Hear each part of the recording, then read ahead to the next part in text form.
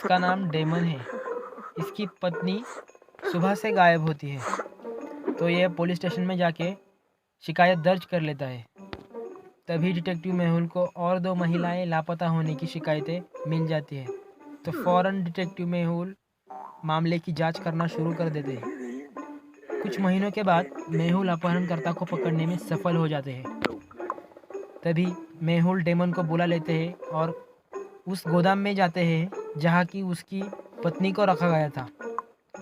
गोदाम में और 2 महिलाएं थी डेमन के पत्नी के साथ। तो डेमन अपनी पत्नी को पहचान करने में असफल हो रहा था। तो क्या आप बता सकते हैं कि डेमन की पत्नी कौन हो सकती है?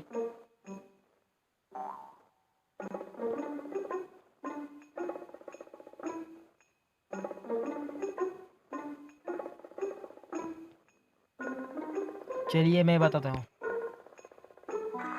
बी ऑप्शन में दिखाई देने वाली लड़की ही डेमन की पत्नी है, क्योंकि तस्वीर में डेमन के पत्नी के चेस्ट पर एक तिल दिखाई दे रहा है, और बी ऑप्शन में दिखाई देने वाली लड़की भी उसके भी चेस्ट पे तिल दिखाई दे रहा है।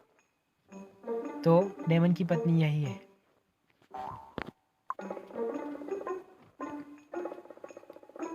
कैंप अपनी वर्क को पढ़ा रही थी जब एक कागज का विमान उनके सिर पर टकराया। वह बहुत क्रोधित हुई और पूछा कि यह किसने किया। कोई आगे नहीं आया। क्या आप पहचान सकते हैं कि श्रीमती कैंप पर विमान को किसने फेंक दिया?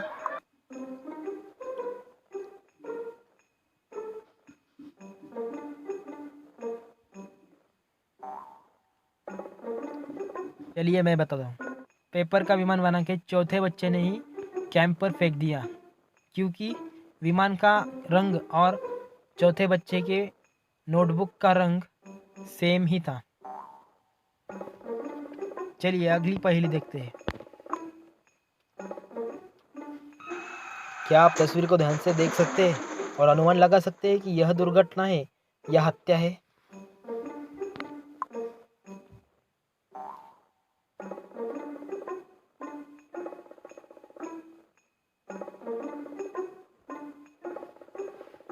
चलिए मैं बताता हूँ। यह हत्या है, क्योंकि यह लड़का विकलांग है, इसलिए उसके लिए कार चलाना मुश्किल होगा। साथ ही उनकी बाईं जेब में चाबी है, लेकिन उनका बायां हाथ फ्रैक्चर हो गया है। वह अपनी बाईं जेब में चाबी नहीं डाल पाएगा, तो इसलिए यह हत्या ही है। चलिए अगली पहेली देखते हैं। पुलिस को जानकारी मिली कि एक अपराधी हवाई अड्डे से भागने वाला है। डिटेक्टिव मेहुल अपने दस्ते के साथ हवाई अड्डे पर पहुंच जाता है। आगे की जांच पर यह पता चल जाता है कि अपराधी एक नकली पासपोर्ट लेके जा रहा था। पुलिस ने 2 संशयितों की पहचान की। इन दोनों के पासपोर्ट को देखते हुए क्या आप ये बता सकते हैं कि फर्जी पासपोर्ट कौन लेके जा रहा था?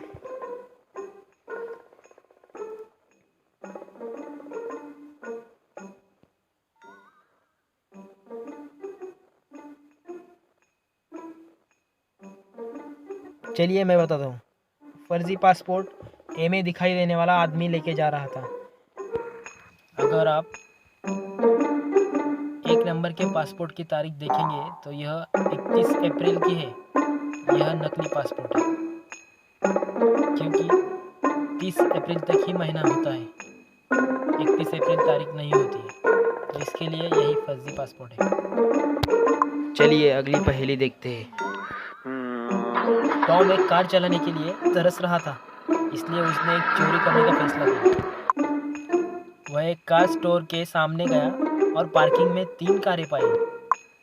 अगर टॉम को इन 3 कारों में से एक कार चुरानी है, तो वह कौन सी चुरा सकता है? क्या आप बता सकते हैं?